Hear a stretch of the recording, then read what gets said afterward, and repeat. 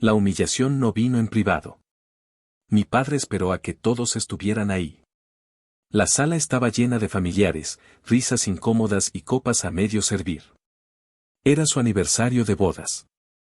El tipo de evento donde él siempre presumía unidad, éxito, apellido.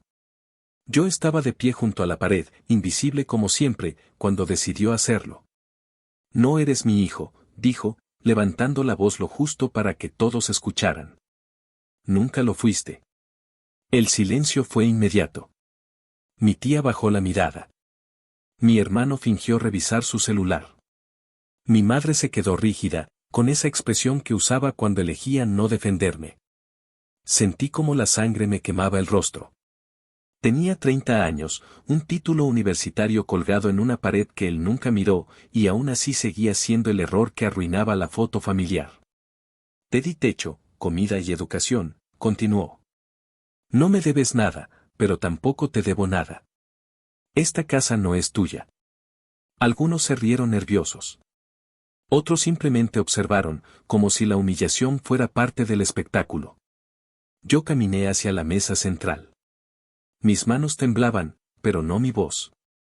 Saqué un sobre viejo, amarillento, doblado con cuidado. Lo coloqué frente a él, junto a las copas y los regalos. Entonces esto tampoco es mío, dije. Mi padre lo tomó con desprecio, como si fuera una factura sin importancia. Abrió el sobre. Leyó la primera línea. Luego la segunda. Su sonrisa se quebró. Era una carta escrita por él mismo décadas atrás. Una confesión que nunca pensó que saldría a la luz. Un nombre que no era el suyo. Una verdad enterrada por conveniencia. Vi cómo sus dedos se tensaron. Cómo tragó saliva. Cómo buscó aire. ¿Qué es eso?, preguntó alguien. Mi madre dio un paso atrás, pálida. Por primera vez, entendió que el hombre al que protegió había construido toda su autoridad sobre una mentira. Toda mi vida pensé que yo era el problema, dije, mirándolo a los ojos. Hoy entendí que solo fui tu recordatorio incómodo. Me puse el abrigo. Nadie intentó detenerme.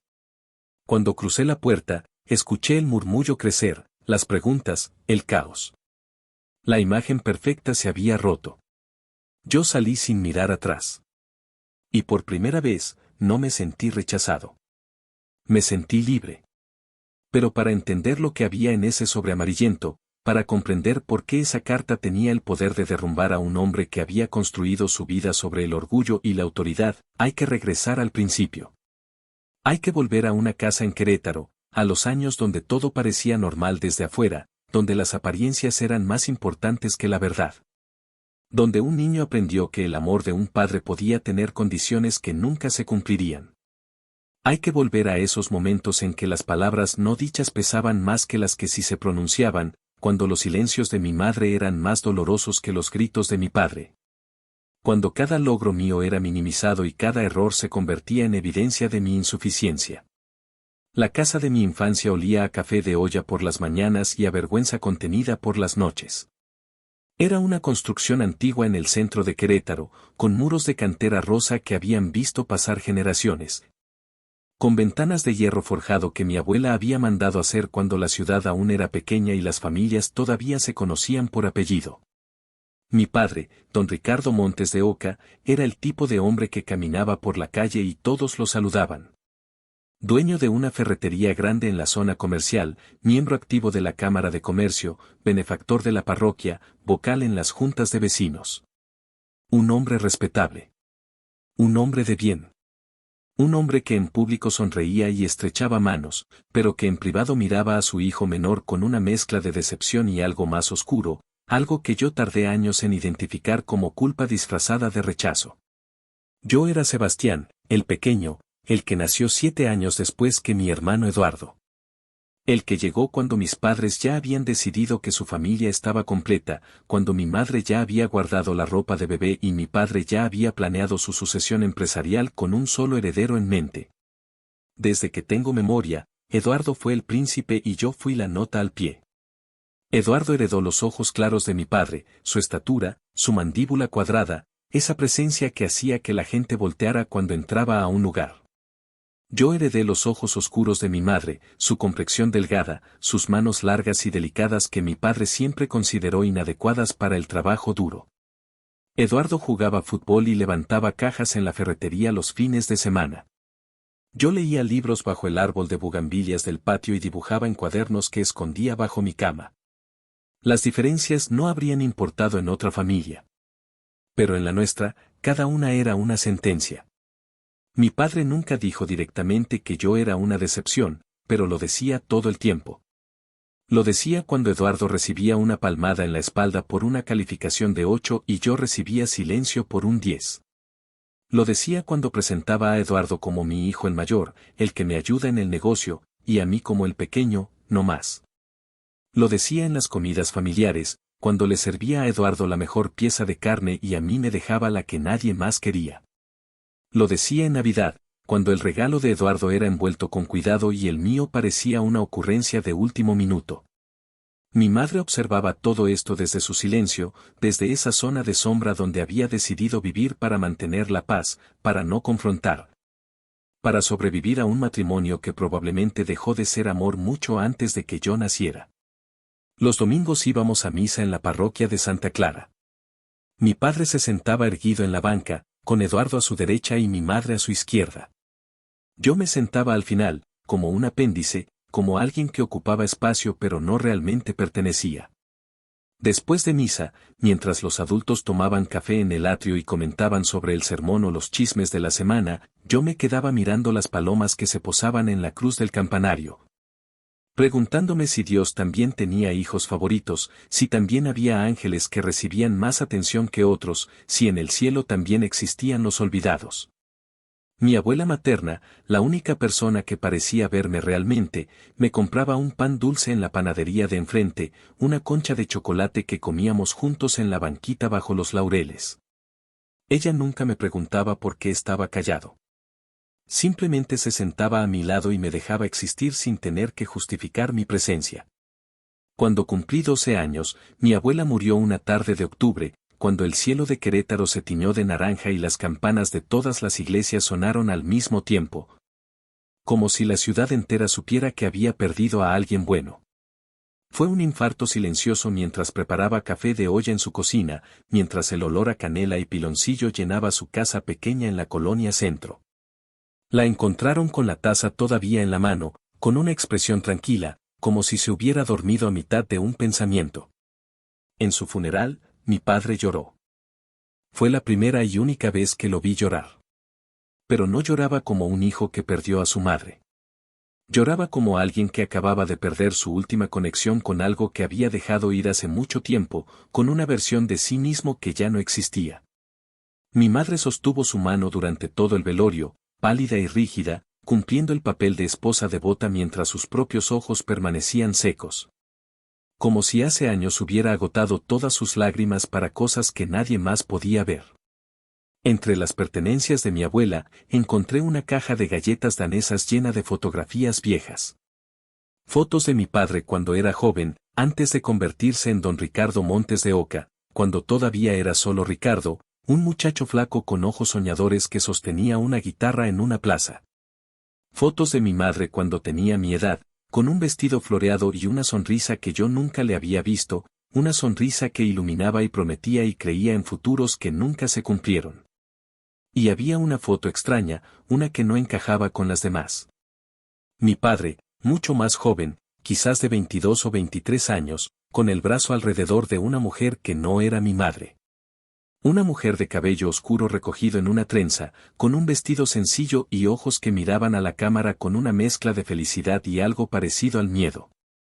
Detrás de ellos, un letrero borroso que decía algo sobre Guanajuato. La foto estaba fechada al reverso, con letra de mi abuela, marzo de 1983. 3 años antes de que mis padres se casaran. Guardé esa foto. No sé por qué. Quizás porque era evidencia de que mi padre había sido joven una vez, de que había existido antes de convertirse en la figura dura y distante que conocía.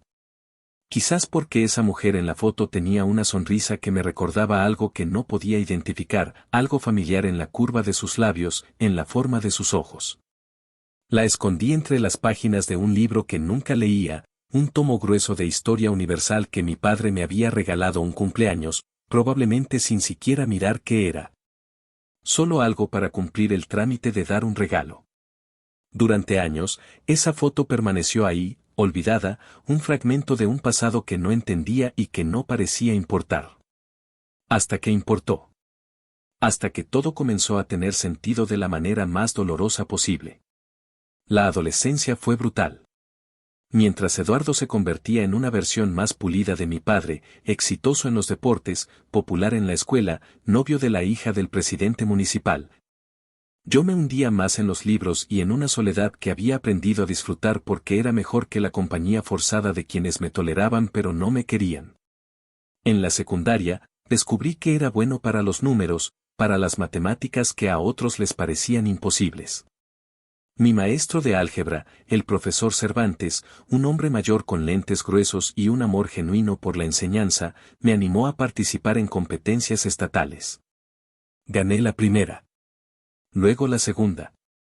En tercero de secundaria, gané la competencia nacional de matemáticas, representando a Querétaro contra estudiantes de todo el país. Fue en la Ciudad de México, en un auditorio enorme donde los nervios me comían vivo hasta que vi los problemas y todo lo demás desapareció. Hasta que solo quedaron los números y la lógica y la belleza pura de encontrar soluciones donde otros veían caos. Cuando regresé a Querétaro con el trofeo y el reconocimiento, cuando el periódico local publicó mi foto en primera plana, cuando la escuela organizó una ceremonia pequeña donde el director habló de orgullo y excelencia. Mi padre no fue. Tenía una junta importante en la Cámara de Comercio, dijo mi madre con esa voz que usaba para justificar lo injustificable. Eduardo fue, pero se sentó hasta atrás, revisando su celular, claramente incómodo de estar en un evento donde yo era el centro de atención. Mi madre fue y se sentó en primera fila, pero su presencia se sentía más como una obligación que como celebración, como alguien que cumple un deber sin ningún gozo real en ello. Esa noche, durante la cena, mientras yo esperaba quizás una palabra de reconocimiento, mi padre habló durante 20 minutos sobre una venta grande que Eduardo había cerrado en la ferretería. Sobre cómo el muchacho tenía instinto para los negocios, sobre cómo se sentía orgulloso de tener un hijo que entendía el valor del trabajo duro. El Trofeo Nacional de Matemáticas se quedó en la mesa del comedor durante 3 días hasta que yo mismo lo llevé a mi cuarto y lo puse en un estante donde nadie tendría que verlo. Fue entonces cuando comencé a entender que nada de lo que hiciera sería suficiente. Podía ganar todos los trofeos del mundo, podía ser el mejor en lo que fuera, podía destacar y brillar y demostrar valor, y aún así seguiría siendo invisible para él. Porque el problema nunca fue mi desempeño. El problema era algo más profundo, algo que yo no podía controlar, algo que estaba grabado en mi existencia misma. Mi madre lo sabía. Lo veía en la forma en que me miraba a veces, cuando creía que yo no lo observaba, con una mezcla de lástima y culpa que me revolvía el estómago. Lo veía en cómo evitaba las conversaciones sobre mi futuro, como si hablar de mis sueños fuera tocar un tema prohibido. Como si al darme esperanza estuviera cometiendo una traición contra un acuerdo secreto que ella había firmado hace mucho tiempo. Los años de preparatoria fueron más de lo mismo, pero con la intensidad amplificada por la edad. Eduardo entró a trabajar tiempo completo en la ferretería después de terminar una carrera técnica en administración. Mi padre le compró un carro, un Jetta negro que Eduardo manejaba por las calles del centro con una arrogancia que todos celebraban como confianza. Comenzó a salir con Valeria Sánchez, la hija menor de la familia más rica de Querétaro, dueños de varias gasolineras y un hotel boutique cerca del acueducto. Mi padre no cabía de orgullo. Organizaba cenas donde Valeria y su familia eran tratados como realeza, donde mi madre sacaba la vajilla buena y cocinaba durante días para impresionar. Yo servía de mesero silencioso, pasando platos y rellenando copas, visible solo cuando era necesario, invisible cuando querían discutir negocios o alianzas familiares. Eduardo y Valeria se comprometieron cuando él tenía 25 y ella 23. La boda fue el evento social del año. 300 invitados en una hacienda colonial a las afueras de la ciudad, mariachi, cena de 5 tiempos, barra libre hasta el amanecer. Yo fui el padrino de anillos porque era el hermano y había que cumplir con las apariencias, pero durante toda la ceremonia me sentí como un extra en la película de la vida de alguien más. Mientras tanto, yo había ganado una beca completa para estudiar ingeniería industrial en la Universidad Autónoma de Querétaro. No porque mi padre me apoyara, sino porque mis calificaciones y mis competencias de matemáticas hablaban por sí solas. Me mudé a un departamento pequeño cerca del campus que compartía con otros 2 estudiantes, trabajaba por las tardes dando clases particulares de matemáticas a niños de primaria y secundaria para pagar mis gastos. Mi padre nunca preguntó cómo me iba. Nunca visitó mi departamento. Nunca me invitó a comer para saber de mi vida. Era como si, al salir de su casa, yo hubiera dejado de existir completamente en su mundo. Mi madre me llamaba a veces, conversaciones breves y superficiales sobre el clima y la salud, nunca tocando nada real, nunca preguntando si yo estaba bien, si me sentía solo, si necesitaba algo más que dinero. Eduardo me veía en reuniones familiares obligatorias, Navidad, cumpleaños de mis padres, donde intercambiábamos saludos corteses y nada más, como 2 extraños que compartían apellido por accidente. Me gradué con honores. Presenté mi tesis sobre optimización de cadenas de suministro ante un jurado que me felicitó y me animó a continuar con estudios de posgrado. Conseguí trabajo en una empresa mediana de logística en Querétaro, con un sueldo decente y posibilidad de crecimiento. Tenía 25 años, un departamento propio, un trabajo estable, una vida que había construido completamente solo, sin ayuda de nadie, sin el apellido Montes de Oca abriendo puertas, sin conexiones ni favores. Debería haberme sentido orgulloso. Y lo estaba, en cierta forma. Pero también me sentía hueco. Porque seguía esperando algo que racionalmente sabía que nunca vendría. Seguía esperando que mi padre me mirara y dijera estoy orgulloso de ti. Seguía esperando que mi madre dejara de ser cómplice del silencio y me defendiera aunque fuera una vez. Seguía esperando que Eduardo me viera como un hermano y no como un competidor que nunca representó amenaza real. Seguía esperando pertenecer a una familia que me había enseñado que el amor era condicional y yo nunca cumplía las condiciones. Fue en esa época cuando empecé a investigar. No conscientemente, no con un plan. Simplemente comencé a hacer preguntas que había evitado durante años. Preguntas sobre por qué yo era tan diferente a Eduardo, sobre por qué mi padre me miraba con ese rechazo visceral que iba más allá de la simple decepción. Le pregunté a mi tía Gloria, la hermana de mi madre, durante una tarde de café cuando ella vino a Querétaro a visitar a una amiga. Ella se puso incómoda, desvió la mirada hacia su taza de café de olla, y dijo con voz temblorosa que había cosas que no le tocaban a ella contar, que cada familia tiene sus secretos, que a veces es mejor no remover el pasado. Le pregunté a mi tío Arturo, el hermano menor de mi padre, un hombre que siempre había sido más amable conmigo que el resto de la familia. Él suspiró profundo, miró hacia el cielo como buscando permiso divino, y me dijo que hablara con mi madre, que ella era la única que podía darme respuestas verdaderas. Pero mi madre era una fortaleza de silencio.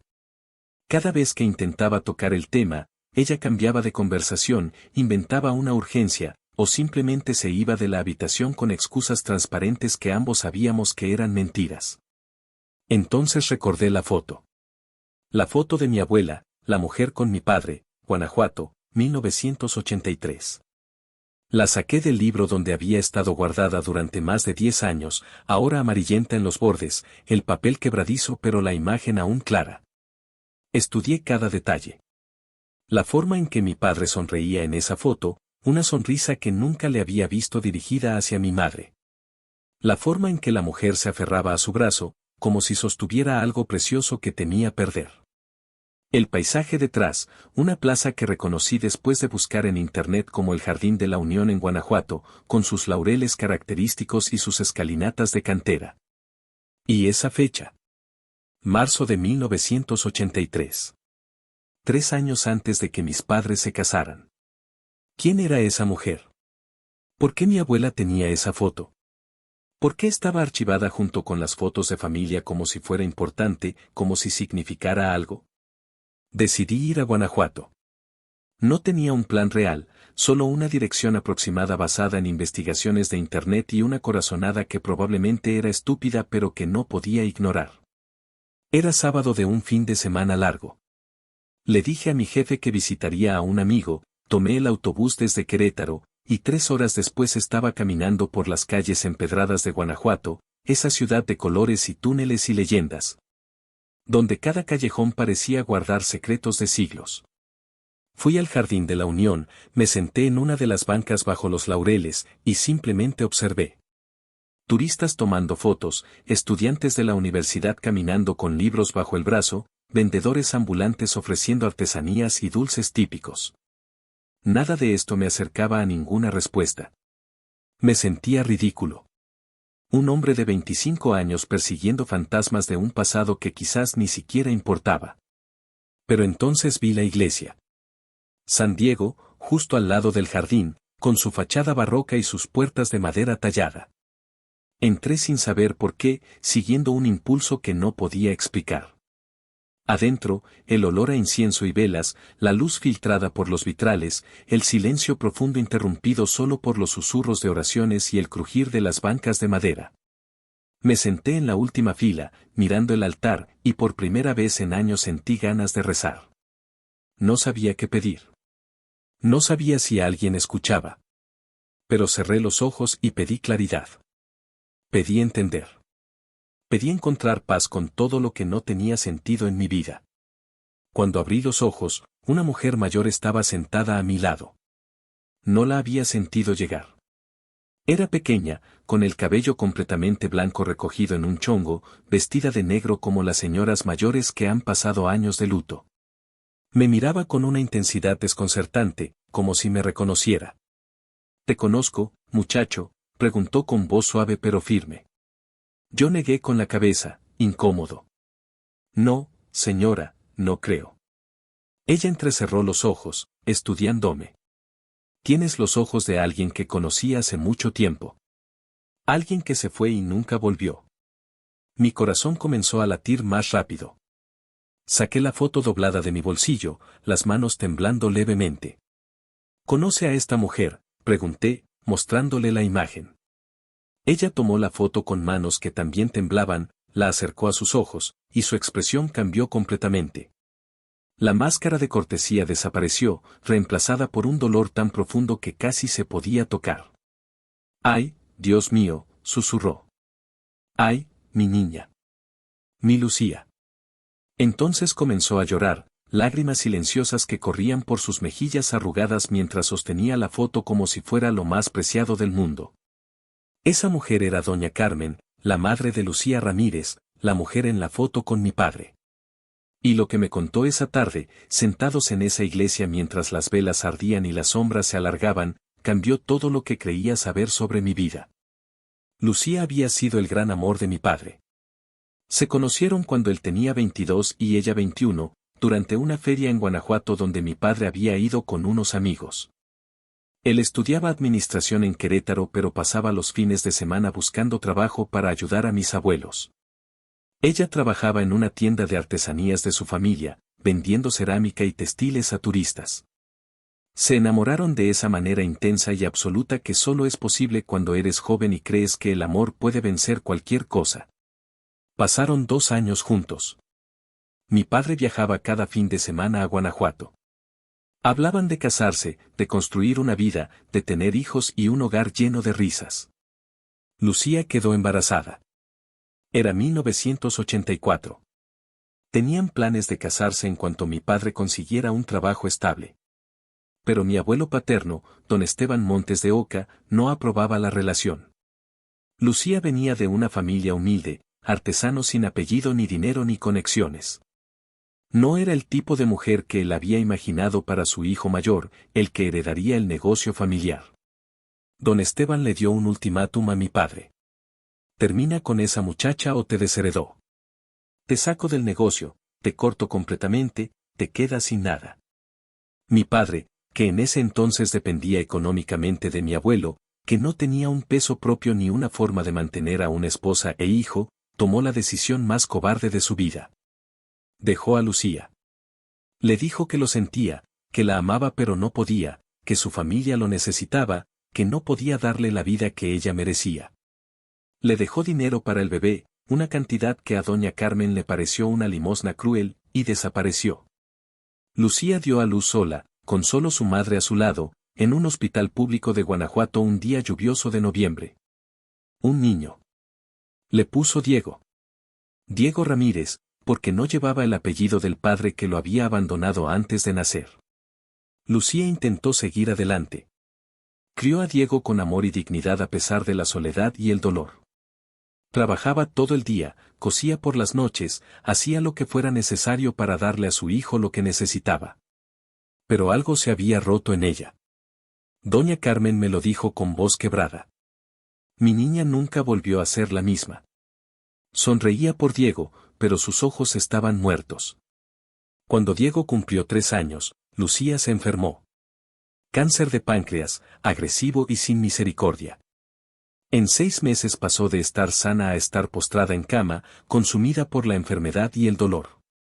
Murió una madrugada de abril de 1988, con 28 años, sosteniendo la mano de su madre y susurrando el nombre de un hombre que la había abandonado. Diego quedó huérfano de madre a los 3 años, criado por su abuela en esa misma casa de Guanajuato, sin conocer nunca realmente a su padre, sabiendo solo que había sido un cobarde que prefirió el dinero al amor. Y mi padre, continuó doña Carmen, con una rabia contenida que había madurado durante décadas, ese desgraciado se casó con otra mujer 2 años después de dejar a mi Lucía. Con tu madre, supongo. Tuvo otro hijo, una vida cómoda, un negocio próspero. Nunca regresó. Nunca preguntó por Diego. Nunca envió un peso más. Nunca fue al funeral de Lucía. Ni siquiera tuvo la decencia de reconocer su culpa. Yo me quedé paralizado, procesando información que se sentía irreal. Tengo un medio hermano, dije, más para mí mismo que para ella. Tengo un medio hermano que nunca conocí, que creció sin padre por la misma razón que yo crecí sin amor. Doña Carmen me miró con algo parecido a la comprensión. ¿Tú también sufriste por él?, preguntó suavemente. Asentí, incapaz de hablar. Ella puso su mano arrugada sobre la mía. Entonces quizás Dios te trajo aquí por una razón. Quizás es tiempo de que la verdad salga a la luz. Me dio una dirección. Diego Ramírez vivía en la Ciudad de México, trabajaba como diseñador gráfico, tenía 32 años. Doña Carmen no había visto a su nieto en meses, sus huesos viejos ya no le permitían viajar tanto, pero hablaban por teléfono cada semana. Él nunca ha dejado de preguntar por su padre, me dijo. Nunca ha dejado de sentir ese vacío. Quizás tú puedes darle respuestas que yo nunca pude. Me fui de Guanajuato con más preguntas que respuestas, pero también con una certeza nueva. Mi padre no era solo un hombre duro o distante. Era un cobarde. Un hombre que había abandonado a un hijo por dinero y conveniencia, y que probablemente me rechazaba a mí porque yo le recordaba su traición, porque quizás veía en mí algo de esa otra familia que había destruido.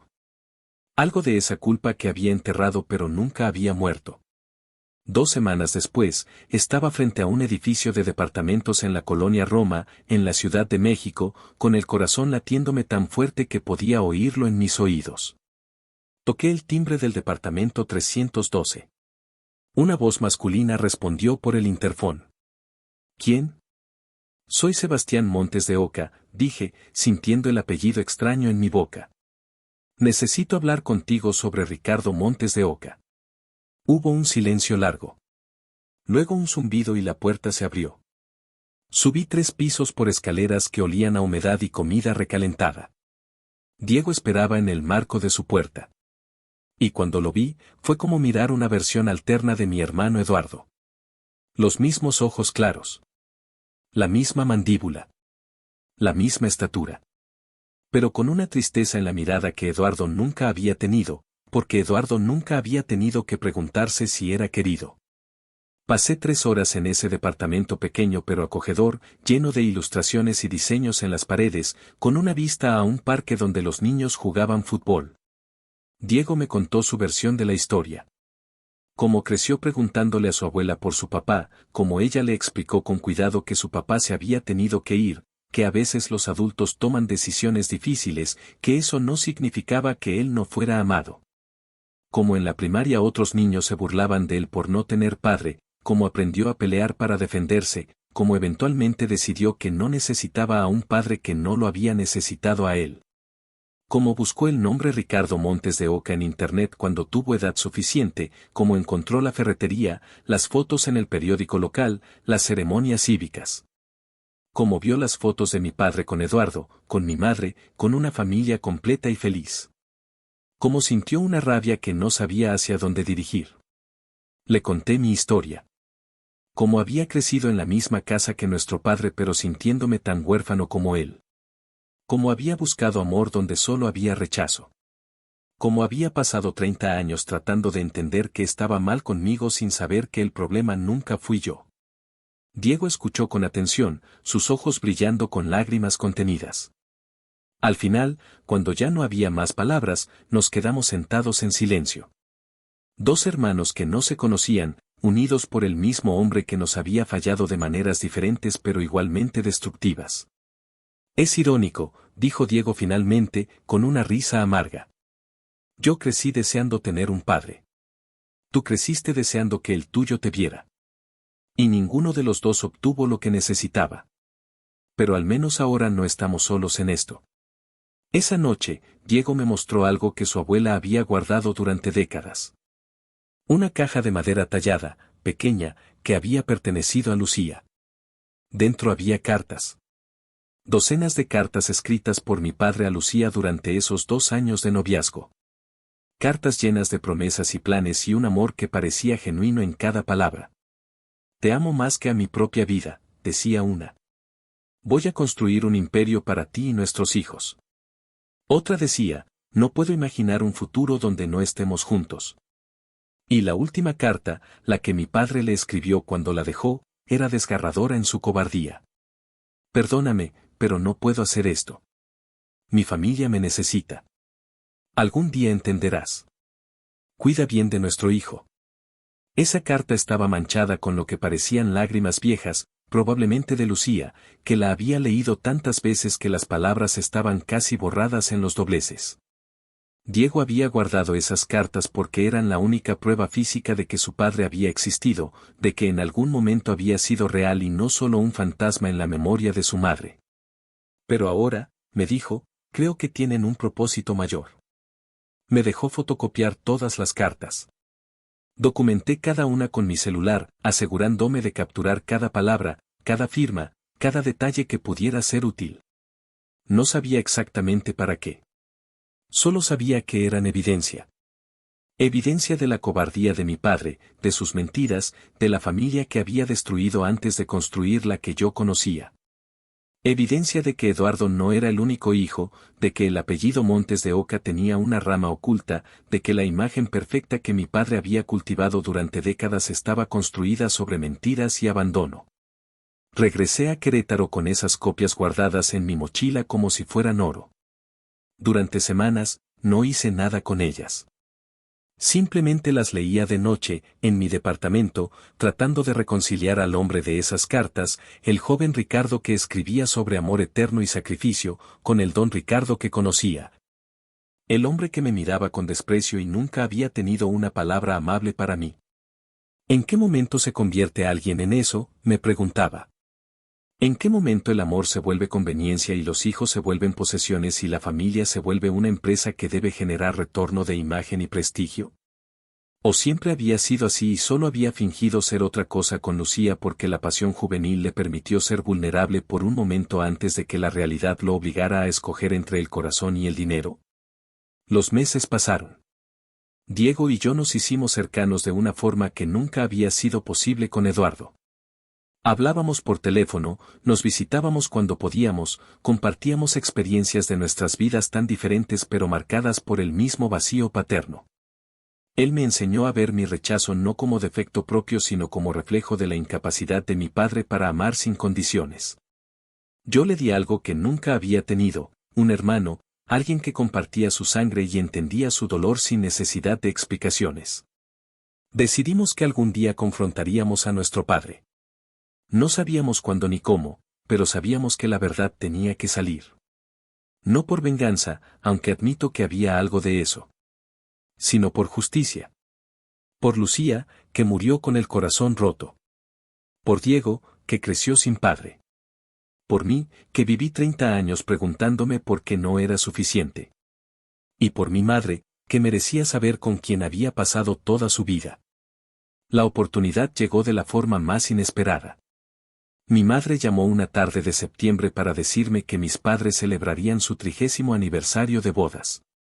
Una fiesta grande en la casa familiar, solo familia cercana y amigos íntimos, una celebración de 3 décadas de matrimonio. Me invitaban formalmente, dijo con esa voz que usaba cuando transmitía mensajes de mi padre sin cuestionarlos. Se espera que estés ahí, Sebastián.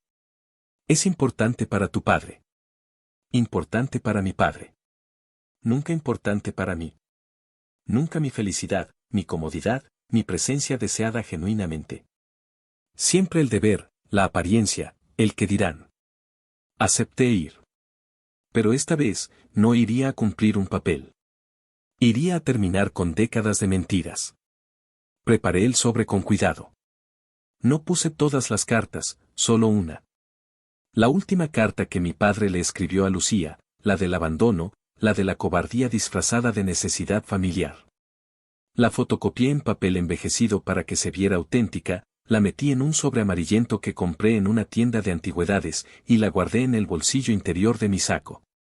Diego quería estar ahí. Quería enfrentar al padre que nunca lo conoció. Pero le dije que no. Esto tengo que hacerlo yo.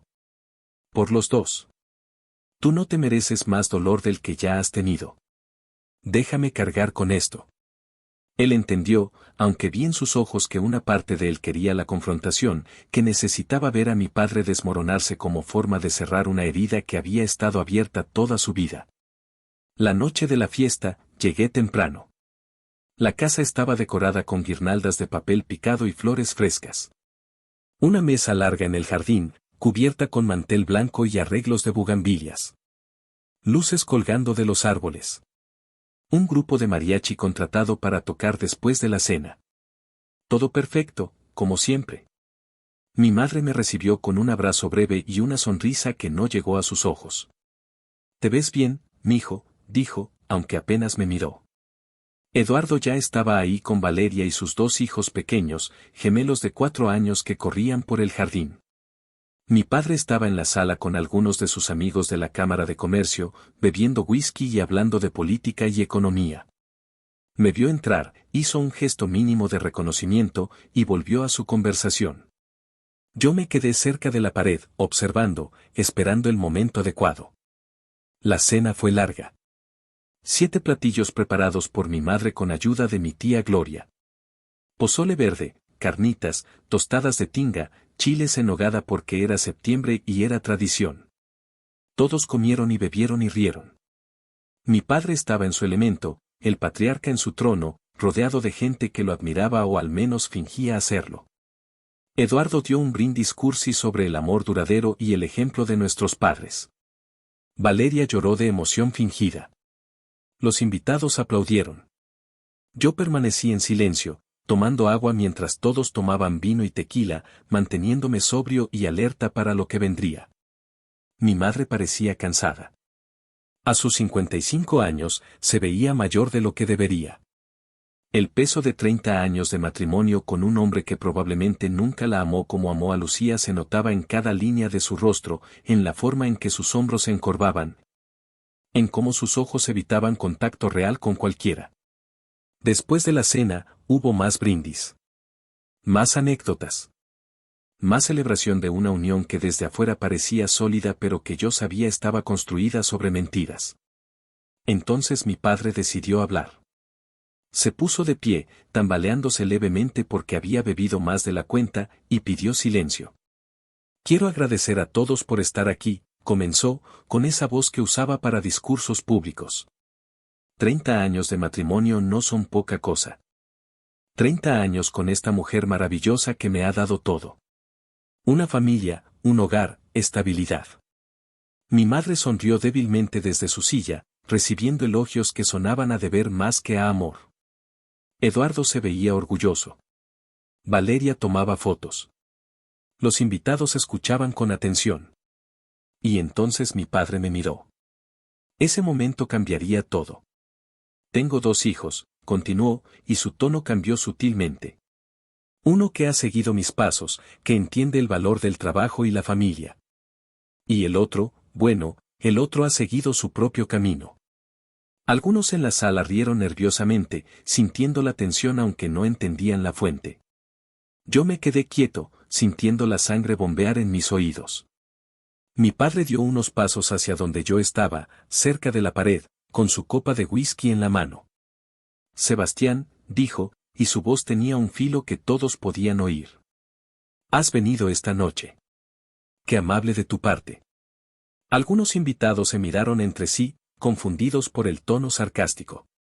Lo que pasó después fue exactamente como lo había descrito en mi memoria, en ese recuerdo que había repasado 1000 veces. No eres mi hijo, dijo mi padre, levantando la voz lo justo para que todos escucharan. Nunca lo fuiste. El silencio fue instantáneo y total.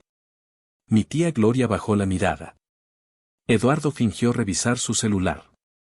Mi madre se quedó rígida, con esa expresión que usaba cuando elegía no defenderme. Sentí como la sangre me quemaba el rostro. 30 años. Un título universitario. Un trabajo. Una vida. Y aún así seguía siendo el error que arruinaba la foto familiar. Te di techo, comida y educación, continuó mi padre, disfrutando del momento, del poder que le daba humillarme públicamente. No me debes nada, pero tampoco te debo nada. Esta casa no es tuya. Algunos se rieron nerviosos. Otros simplemente observaron, como si la humillación fuera entretenimiento. Valeria cubría la boca con su mano, horrorizada pero sin hacer nada.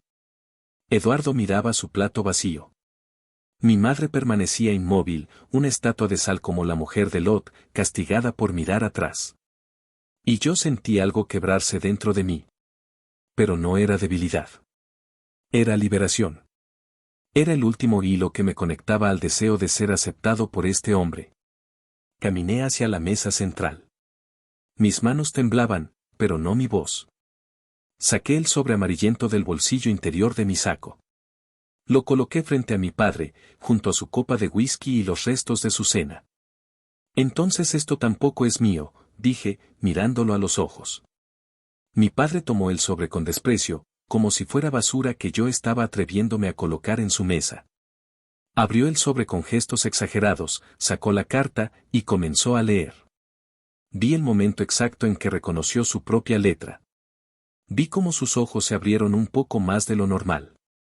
Vi cómo su mandíbula se tensó. Vi cómo tragó saliva. Leyó la primera línea. Luego la segunda. Su sonrisa arrogante se quebró como vidrio. Perdóname, pero no puedo hacer esto. Mi familia me necesita. Cuida bien de nuestro hijo. ¿Qué es eso?, preguntó alguien, probablemente mi tío Arturo. Mi padre no respondió. Seguía mirando la carta, sus dedos temblando ahora, el papel arrugándose en sus manos. Mi madre se levantó de su silla, dio 2 pasos hacia la mesa, y vi el momento en que ella también reconoció algo. Quizás no los detalles, pero sí el tipo de documento, el tipo de secreto. Ricardo, ¿qué es eso?, preguntó mi madre, su voz una mezcla de miedo y algo parecido a la comprensión tardía. Mi padre abrió la boca pero no salió sonido. Por primera vez en mi vida, lo vi sin palabras. Lo vi vulnerable. Lo vi como lo que realmente era, un hombre que había construido una vida sobre mentiras y que acababa de darse cuenta de que las mentiras tienen fecha de expiración. Es una carta, dije yo, mi voz clara en el silencio absoluto que había caído sobre el jardín. Una carta que mi padre le escribió a una mujer llamada Lucía Ramírez hace más de 40 años. A la madre de su primer hijo. Al hijo que abandonó antes de que naciera. Al hermano que nunca conocimos. El jardín explotó en murmullos. ¿Qué está diciendo? Primer hijo. ¿Quién es Lucía? Mi madre se puso pálida, tan blanca que pensé que se desmayaría. Eduardo dejó caer su celular. Valeria lo recogió mecánicamente, sin comprender qué estaba pasando. Los invitados se miraban entre sí, algunos con shock, otros con el brillo en los ojos de quienes presencian un escándalo jugoso. Mi padre finalmente encontró su voz. Cállate, siseó entre dientes. No sabes de qué hablas. Pero su negación sonaba débil, desesperada. Sé exactamente de qué hablo, respondí. Hablo de Diego Ramírez, tu hijo de 32 años. Hablo de Lucía, la mujer que amaste y abandonaste por dinero. Hablo de 30 años de mentiras. Hablo de por qué nunca pudiste quererme, porque cada vez que me miras ves tu culpa. Mi madre hizo un sonido extraño, algo entre un sollozo y un grito ahogado. Tenías otro hijo, dijo, no como pregunta sino como comprensión terrible y tardía. Tenías otro hijo y nunca me lo dijiste. Eduardo se puso de pie, confundido y enojado. Papá, ¿qué está pasando? Mi padre me miraba con un odio tan puro que casi era palpable. Pero debajo del odio había miedo. Tenías que arruinarlo, dijo, su voz temblando. Tenías que venir aquí y destruir todo. Siempre fuiste un problema. Siempre fuiste, me detuve, buscando la palabra correcta. ¿Qué fui, papá? ¿Tu recordatorio de que no eres el hombre que pretendes ser? ¿Tu conciencia caminando? ¿La evidencia viviente de que elegiste dinero sobre amor? La carta cayó de sus manos. Se quedó ahí, sobre la mesa, entre platos sucios y copas vacías, expuesta para que cualquiera la leyera. Algunos invitados se acercaron, curiosos. Mi tía Gloria la tomó con manos temblorosas, la leyó, y comenzó a llorar silenciosamente. Mi madre se tambaleó hacia atrás, buscando su silla, y se sentó pesadamente, con la mirada perdida. Eduardo todavía no entendía completamente, pero veía el caos y la destrucción de la imagen familiar y eso era suficiente para que su mundo comenzara a temblar. Mi padre me señaló con un dedo acusador. Fuera de mi casa, dijo, intentando recuperar algo de autoridad. Fuera. Ahora. Me puse el abrigo con movimientos deliberadamente lentos. Toda mi vida pensé que yo era el problema, dije, mirándolo directamente a los ojos, sin parpadear, sin desviar la mirada. Pensé que si era mejor, si lograba más, si me esforzaba lo suficiente, finalmente me verías. Finalmente me querrías. Hice una pausa, dejando que las palabras se asentaran. Pero hoy entendí que el problema nunca fui yo. El problema fuiste tú. Un hombre tan cobarde que abandonó a su propio hijo por miedo a perder dinero. Un hombre tan roto que no podía amar al hijo que le recordaba su traición. Un hombre que construyó una vida perfecta sobre las ruinas de otra familia. Mi padre dio un paso hacia mí, tambaleándose, con los puños cerrados. Pero no me moví. No retrocedí. Por primera vez en mi vida, no tenía miedo de él. Y él lo vio.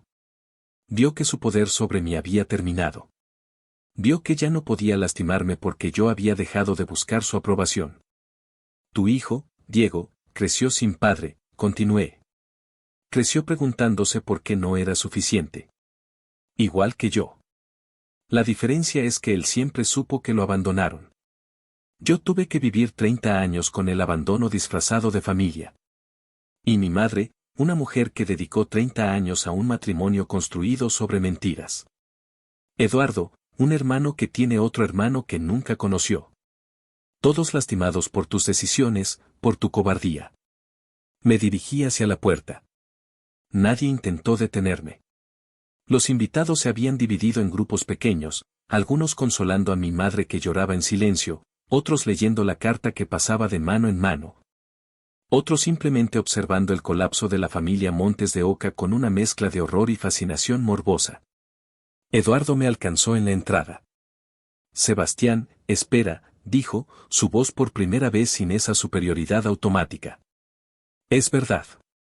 Todo lo que dijiste. Es verdad. Lo miré, este hermano que había sido privilegiado toda su vida sin saber que era a costa de otro hermano que nunca conoció. Cada palabra, respondí. Tienes un medio hermano en la Ciudad de México. Se llama Diego. Y él merece conocerte tanto como tú mereces conocer la verdad. Eduardo pareció encogerse, el peso de la revelación finalmente alcanzándolo. Papá es, comenzó, pero no pudo terminar la frase. Un mentiroso. Un cobarde. Un hombre que lastimó a muchas personas para proteger su imagen. Sí. Todo eso. Le di la información de contacto de Diego. No sé si la usará. No puedo controlar eso. Pero al menos ahora tiene la opción de ser mejor que nuestro padre, de ser el hermano que Diego y yo nunca tuvimos el uno con el otro. Me fui de esa casa escuchando el caos crecer detrás de mí. Gritos ahogados. Llantos. Preguntas que mi padre no podría responder sin destruirse más. La imagen perfecta se había roto. Y yo salí sin mirar atrás. Manejé por horas esa noche. Por las calles de Querétaro, iluminadas y tranquilas, indiferentes al drama humano. Pasé por el acueducto, esa estructura colonial que ha estado ahí durante siglos, testigo silencioso de generaciones de familias con sus secretos y mentiras. Me detuve en un mirador en las afueras de la ciudad, donde se puede ver todo Querétaro extenderse bajo el cielo nocturno. Saqué mi celular y llamé a Diego. Contestó al segundo timbre. Lo hice, le dije. Todo salió a la luz. Hubo silencio del otro lado. Luego su voz, áspera de emoción. ¿Cómo se siente? No estaba seguro de cómo responder. Se siente como libertad, dije finalmente. Como si hubiera estado cargando un peso durante 30 años y finalmente lo soltara. Diego me contó que su abuela, doña Carmen, había muerto 2 semanas antes. Pacíficamente, en su sueño, en la misma casa de Guanajuato donde había criado a su hija y luego a su nieto. Murió sin saber que yo había confrontado a nuestro padre, sin saber que Lucía finalmente había sido vindicada de alguna manera. Pero quizás, dijo Diego, donde quiera que esté, ella lo sabe. Quizás mi madre también lo sabe. Y quizás pueden descansar sabiendo que sus hijos finalmente se encontraron. Hablamos durante horas mientras yo miraba las luces de la ciudad. Hicimos planes para vernos pronto, para construir la relación de hermanos que nos habían robado. Hablamos de dolor y sanación, de perdón y justicia, de cómo las acciones de nuestro padre nos habían moldeado pero ya no nos definirían. Los días siguientes fueron un torbellino. Mi madre llamó llorando, pidiendo perdón por su silencio, por no haberme defendido, por haber sido cómplice de un hombre que no merecía su lealtad. No sabía sobre Diego, sollozaba. Lo juro por Dios que no sabía. Pero sabía que algo no estaba bien. Sabía que tu padre te trataba diferente y nunca pregunté por qué. Nunca te defendí. Y eso me hace tan culpable como él. Hablamos durante horas. Le conté todo lo que había descubierto. Le hablé de Lucía y de cómo mi padre la había amado de una manera que probablemente nunca amó a mi madre. Le hablé de Diego y de la abuela que lo crió sola. Le hablé de los años de búsqueda y de cómo finalmente las piezas habían encajado. Mi madre me confesó cosas que nunca había dicho. Como su matrimonio con mi padre había sido más un arreglo que un romance. Como las familias habían pensado que sería una buena unión, los Montes de Oca con dinero y los Vera con tierras. Como ella había aceptado casarse porque era lo que se esperaba, porque a los 22 años una mujer en Querétaro no tenía muchas opciones y quería una vida estable. Como con el paso de los años se había dado cuenta de que mi padre nunca la miraba como había visto que otros hombres miraban a sus esposas, con ese brillo de amor genuino. Como cuando yo nací, mi padre cambió. Se volvió más distante, más duro, especialmente conmigo.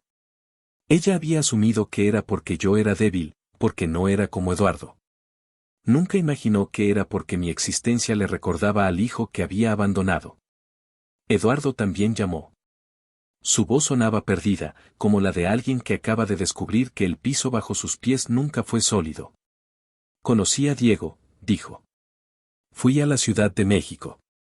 Nos vimos en un café. Hizo una pausa. Es como mirarme en un espejo, pero con una vida completamente diferente. Tiene nuestros ojos. La sonrisa de papá. Y tiene tanto dolor, Sebastián. Tanto dolor que no sabía que era posible cargar. Me contó cómo Diego le había mostrado fotos de Lucía, de doña Carmen, de su infancia en Guanajuato. Cómo le había contado sobre crecer sin padre, sobre las preguntas sin respuesta, sobre la rabia y el vacío. Y como Eduardo se había dado cuenta de que su vida privilegiada había sido construida literalmente sobre el abandono de otra familia. Mi padre no llamó. No pidió perdón.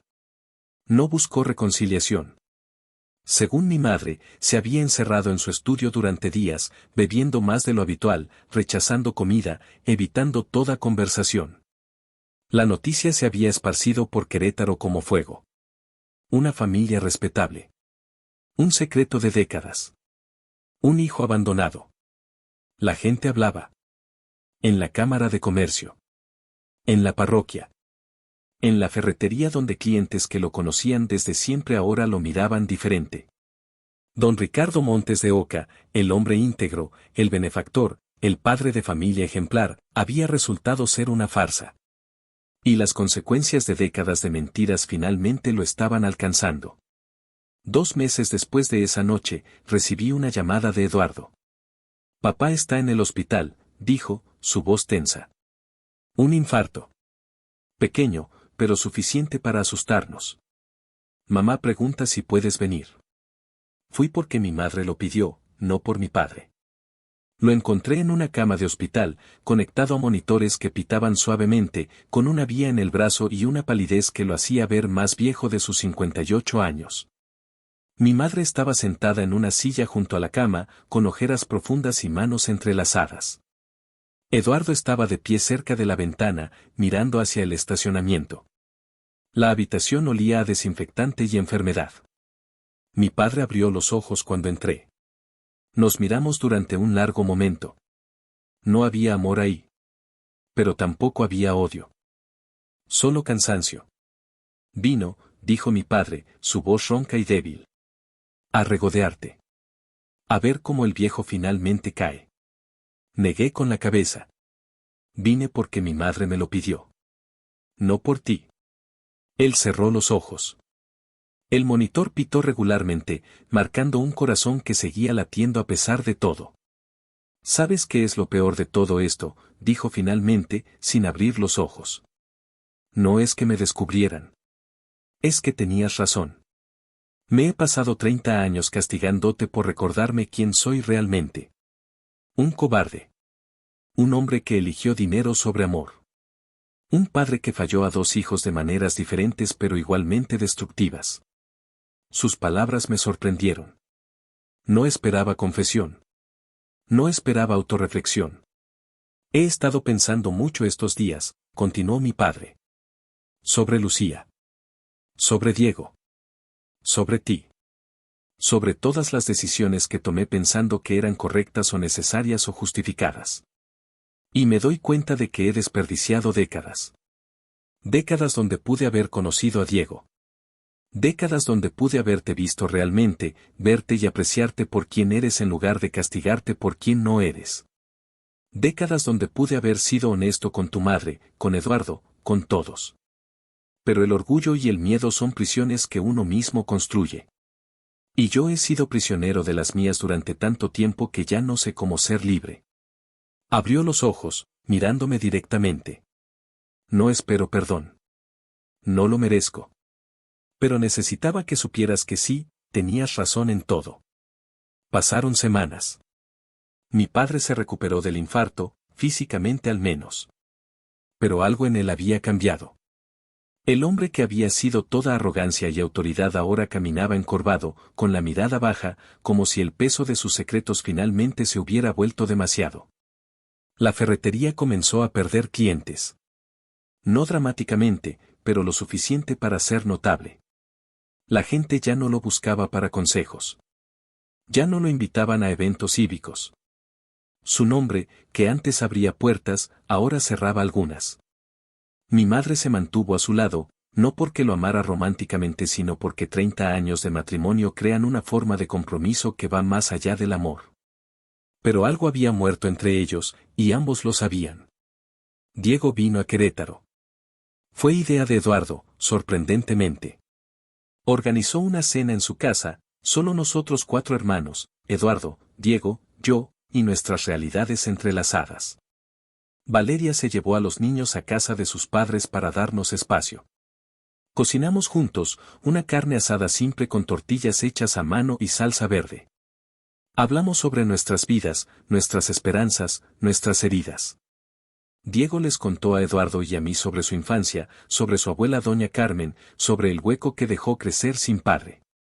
Eduardo habló de la presión de ser el heredero, de cargar expectativas que nunca pidió, de darse cuenta de que su vida privilegiada venía con un costo moral que nunca había considerado. Yo hablé de años de rechazo, de buscar amor donde no existía, de finalmente encontrar paz en saber que el problema nunca fui yo. Y en esa cena, algo sanó. No completamente. Las heridas de décadas no desaparecen en una noche. Pero fue un comienzo. Diego conoció a los sobrinos que nunca supo que tenía. Eduardo aceptó la responsabilidad de ser el hermano que ambos, Diego y yo, necesitábamos que fuera. Yo solté algo de la amargura que había cargado, no perdonando completamente a mi padre, pero al menos dejando ir la necesidad de su aprobación. Nos tomamos una foto esa noche, los tres hermanos Montes de Oca, unidos finalmente no por el hombre que nos había fallado sino a pesar de él. Mi padre pidió ver a Diego. Fue meses después, cuando ya estaba claro que su salud no regresaría completamente, cuando los doctores hablaban de corazón débil y presión alta y estrés acumulado. Diego accedió, no porque mi padre lo mereciera sino porque Diego necesitaba el cierre. Yo fui con él para apoyo. Entramos a la casa familiar, esa construcción de cantera rosa que ahora se sentía más como museo que hogar. Mi padre esperaba en la sala, sentado en su silla favorita, con un aspecto tan frágil que casi daba lástima.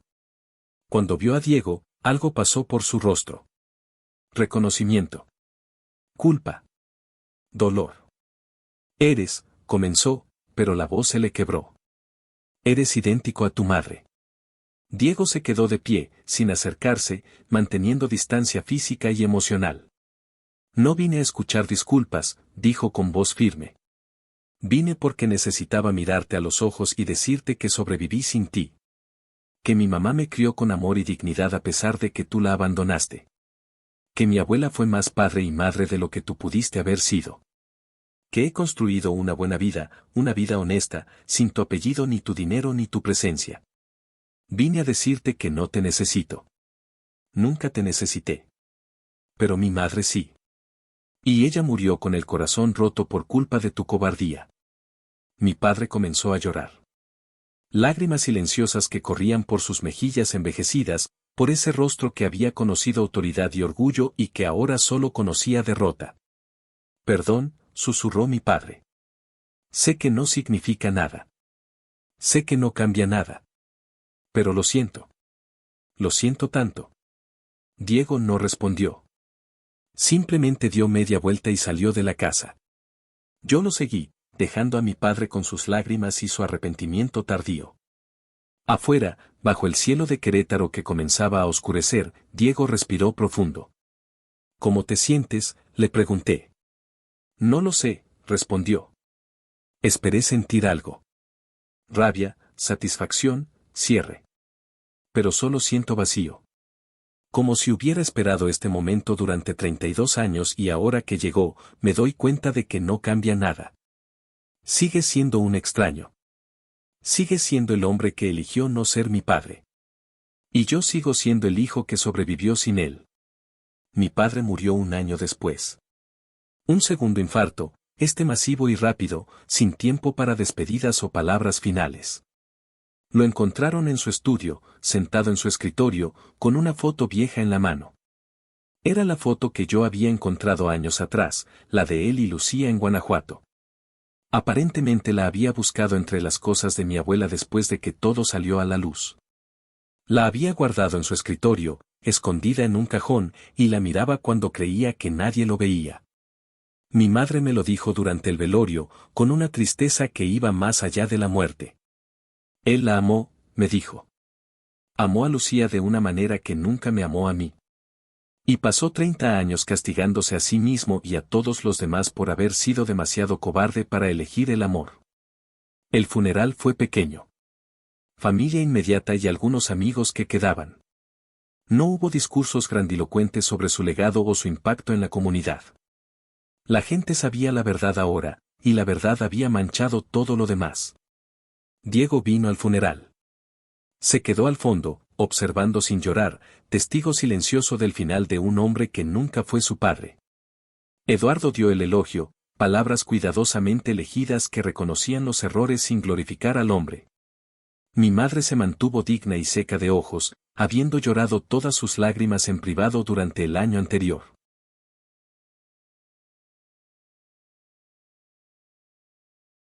Yo me quedé de pie junto a mis hermanos, Eduardo a un lado y Diego al otro, y sentí algo parecido a la paz. No porque mi padre hubiera muerto, sino porque su muerte marcaba el final de una era de mentiras. Encontramos más cartas cuando vaciamos su estudio.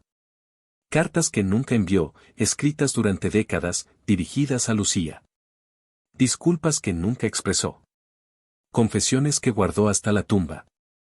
En una de ellas, fechada solo meses antes de su muerte, escribió: «He desperdiciado mi vida persiguiendo lo que creí que importaba.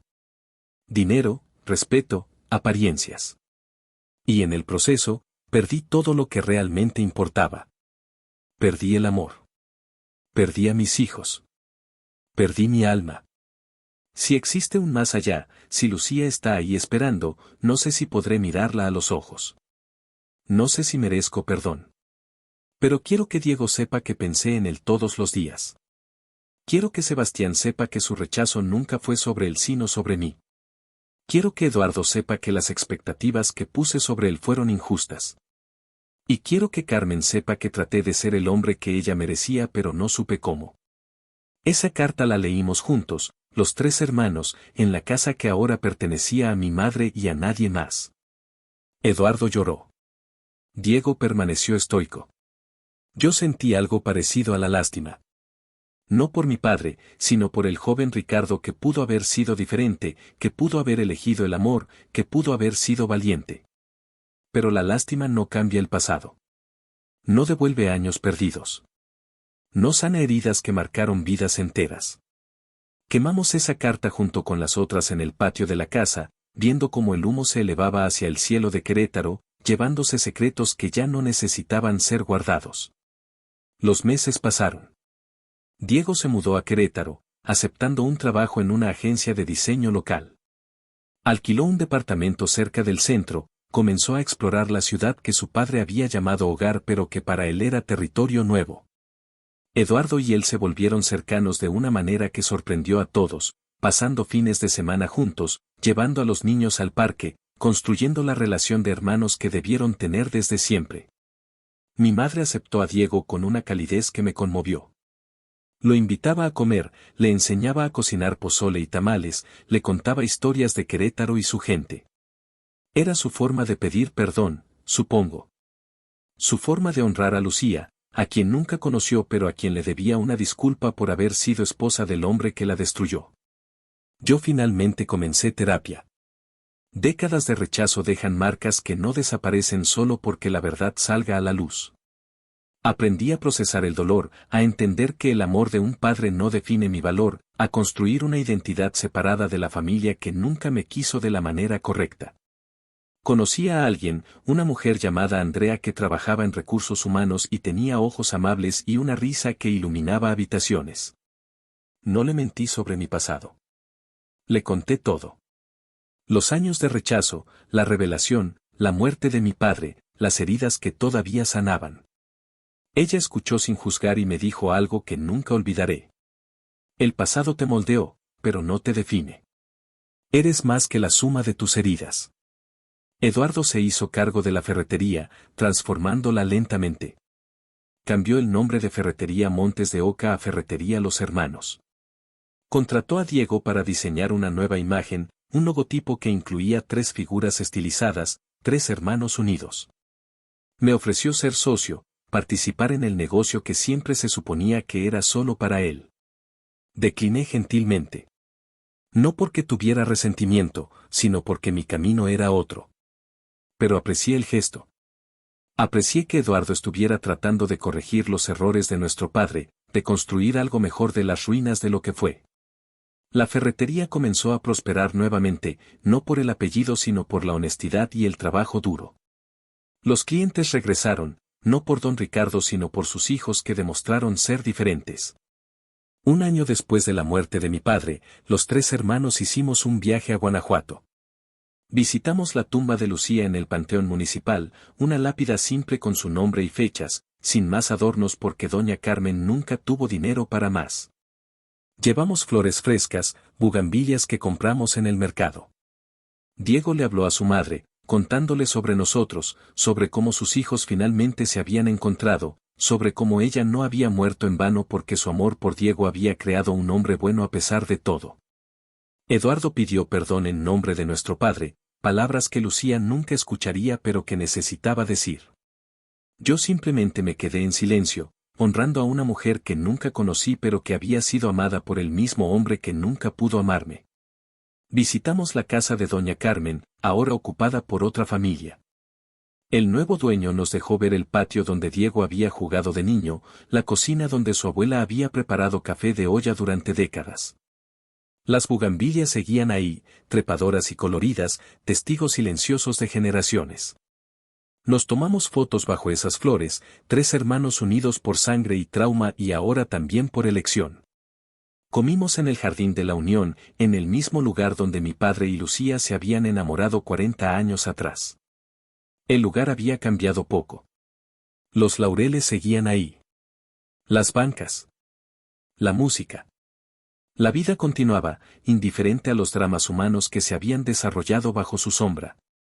Esa noche, sentados en un bar pequeño con paredes de adobe y luz de velas, Diego me preguntó si alguna vez perdonaría a nuestro padre. Pensé durante mucho tiempo antes de responder. Perdonar no significa olvidar, dije finalmente. No significa que lo que hizo estuvo bien o que el dolor no fue real. Pero significa soltar la rabia. Significa no permitir que sus errores definan el resto de mi vida. Él tomó decisiones cobardes que lastimaron a mucha gente. Pero yo puedo tomar decisiones valientes que sanan. Puedo elegir ser el padre que él nunca fue si algún día tengo hijos. Puedo elegir ser el hermano que él nos impidió ser. Puedo elegir ser mejor. Eduardo levantó su copa. Por ser mejores, dijo. Por romper el ciclo. Brindamos, 3 hermanos unidos finalmente, no por el pasado sino por el futuro. Hoy, 3 años después de esa noche de aniversario que cambió todo, miro mi vida y veo algo que nunca pensé posible. Veo familia. No perfecta. No sin cicatrices. Pero real. Diego es mi mejor amigo, el hermano que siempre necesité. Eduardo se ha convertido en el hombre que nuestro padre debió ser, presente y cariñoso y honesto. Mi madre ha encontrado una paz tardía, dedicando sus días a obras de caridad y a ser la abuela que sus nietos merecen. Andrea y yo nos casamos el año pasado, una ceremonia pequeña en un jardín de Querétaro, con mis hermanos como testigos. Estamos esperando nuestro primer hijo. Una niña. La llamaremos Lucía. A veces pienso en mi padre. En el joven Ricardo que amó a Lucía con todo su corazón pero no tuvo el coraje de elegirla. En el hombre que construyó una vida sobre mentiras y murió lleno de arrepentimiento. En el padre que nunca pude tener. Y siento lástima. No por mí, sino por él. Por todo lo que perdió. Por los años que desperdició. Por el amor que rechazó. Por los hijos que lastimó. Por la vida que pudo haber tenido si solo hubiera sido valiente. Pero su cobardía ya no me define. Su rechazo ya no me hiere. Porque finalmente entendí que el amor verdadero no es el que recibes, sino el que das. Y yo tengo tanto amor para dar. La carta amarillenta que dejé esa noche de aniversario, la que lo hizo caer, la que reveló décadas de secretos, ya no existe. La quemamos junto con las otras cartas no enviadas, dejando que el humo llevara los secretos al cielo. Pero su impacto permanece. No como arma sino como lección. La verdad, sin importar cuánto duela, es mejor que las mentiras que construimos para protegernos. La valentía es mejor que la cobardía aunque tenga un costo. El amor es mejor que el dinero aunque no compre respeto. Y la familia se construye con elecciones, no solo con sangre. Esta es mi historia. La historia de un hijo rechazado que encontró hermanos en el dolor. La historia de tres hombres unidos por el fracaso de un padre. La historia de cómo la verdad, aunque destructiva, puede también liberar. No es una historia con final completamente feliz. Las heridas no desaparecen. El pasado no se reescribe. Pero es una historia de supervivencia, de sanación, de elegir ser mejor que lo que te enseñaron. Y en eso hay algo hermoso. Hay esperanza. Hay redención. No para mi padre, que murió con sus arrepentimientos, sino para nosotros, sus hijos, que elegimos romper el ciclo. Si hay algo que aprendí de todo esto, es que el tiempo no cura todas las heridas, pero te enseña a vivir con ellas. Que el perdón no siempre es posible, pero la paz sí. Que la familia no es quien te da la vida, sino quien elige quedarse cuando la vida se pone difícil. Que tu valor no depende de la aprobación de otros, ni siquiera de tus padres. Y que a veces, la mayor venganza no es destruir a quien te lastimó, sino construir una vida tan hermosa que su rechazo se vuelve irrelevante. Cuando salí de esa casa esa noche, crucé una puerta no solo física sino emocional. Dejé atrás la necesidad de ser aceptado por un hombre incapaz de aceptarme. Dejé atrás años de buscar amor donde no existía. Dejé atrás la versión de mí que creía que no era suficiente. Y del otro lado de esa puerta encontré libertad. Encontré hermanos. Encontré propósito. Encontré paz. No me sentí rechazado. Me sentí libre. Y esa libertad valió cada lágrima, cada año de dolor, cada momento de duda. Porque al final, la libertad siempre vale la pena. Siempre. Si esta historia te llegó al corazón, si te hizo sentir, pensar o recordar, considera suscribirte a Historias para Distraerte. Aquí compartimos historias reales de gente real, historias que nos recuerdan que no estamos solos en nuestras luchas, que el dolor es universal pero también lo es la capacidad de sanar. Nuevos vídeos todos los días. Porque todos merecemos un espacio donde nuestras historias importan.